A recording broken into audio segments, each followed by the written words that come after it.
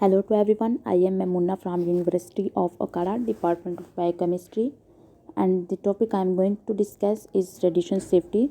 So before moving towards the basic topic, we must have an idea what is radiation. So energy which comes from any source travel through the space and have the ability to penetrate is called as radiation. For example, atoms have a nucleus, electron, proton and the energy, and in order to become stable they must emit the radiations. Next is history. In 1895, Wilhelm Conrad discovered the X-rays and got Nobel Prize.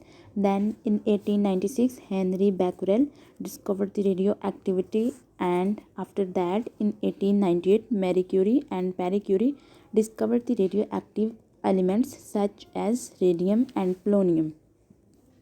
Next is the types of radiations. There are basically two types of radiations. First one is the ionizing radiation and second one is non-ionizing radiations. So first of all, what are ionizing radiations? Ionizing radiations have a short wavelength and these are high frequency rays, and these are mainly consisted of charged particles such as alpha particles and beta particles, and uncharged particles such as neutron beams, and are mainly consisted of electromagnetic rays waves such as gamma rays and x-rays. So here is the diagram of ionizing radiations, which shows that the alpha, beta, gamma rays, neutrons and the x-rays are able to pass through the paper, but beta rays, x-rays, gamma rays and the neutron beams are able to pass from the human body. And as x-rays, gamma and the neutron beams are highly penetrating radiations, so these are able to pass from the wooden board, but only the neutron are the only one that are able to pass from the concrete wall. Okay, next is the non-ionizing radiations. Non-ionizing radiations are a high frequency rays and they have a long wavelength such as electric waves, microwaves, infrared, ultraviolet rays, visible light, radio waves and the laser. Here is the types of the radiations such as ionizing radiations and non-ionizing radiations. Okay, next is the biological effects of radiations. Here we discuss two types of the effects. One is physical effects and second is hereditary effects. So first of all, what are the physical effects of the radiations? Which include acute radiation sickness that cause vomiting and headache, and it is recoverable in 1 to 2 days. And cellular level effects, it also causes the cell structure changes, cell damage, inhibition of cell division and delayed cell division. Next is hereditary effects.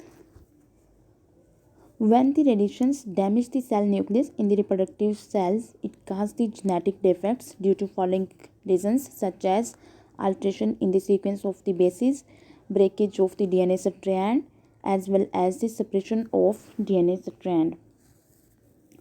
Here is the diagram that shows that how the radiations damage the DNA strand and so affects the DNA.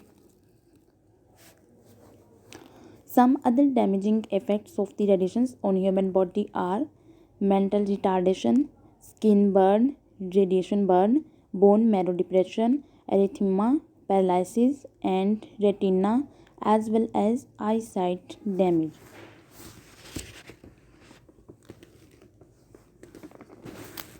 Here is the diagram that shows the harmful effects of the radiation on the human body.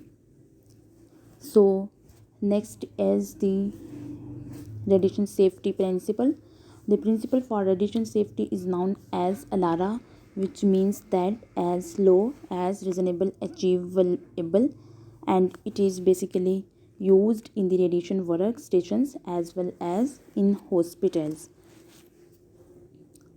So next is radiation safety measures, यानी कि कौन से ऐसे points aspects हैं जो हमें radiation से protection provide कर सकते हैं. तो इसमें टाइम, डिस्टेंस एंड शील्डिंग है.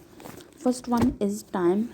The amount of time in front of the radiation source should be minimum, and the alarming dosimeter must be used in order to minimize the radiation exposure timings. Next is distance. Distance from a radioactive source should be maximized, because we know that as the distance increases, we get safety from the radiation. When the person moves far from the radiation source, the dose is decreased. Okay, next is shielding. Shielding implies that when certain materials such as concrete and lead is placed between the radiation source and the exposed individuals, it protects us from the radiation. Lead is used as a shielding material because it has a high atomic number, which is 82. Next is, there are following four effects of the shielding, such as X-ray shielding, room shielding, personnel shielding, and the patient shielding. The protective clothing gives safety against only the alpha and the beta rays, but it cannot give the safety against gamma rays. These are the protective clothes that provide shielding against the radiations, so give us safety against the harmful effects of radiations. Next is this: smoking, drinking, and eating are prohibited in the radioactive laboratories, and the warning labels or stickers must be placed in the radioactive workplaces, and all the work surfaces must be covered with the absorbent paper. The people working in the radioactive field are shielded by lead, as we already know that lead has a high atomic number, and so it helps to protect us from the radiation.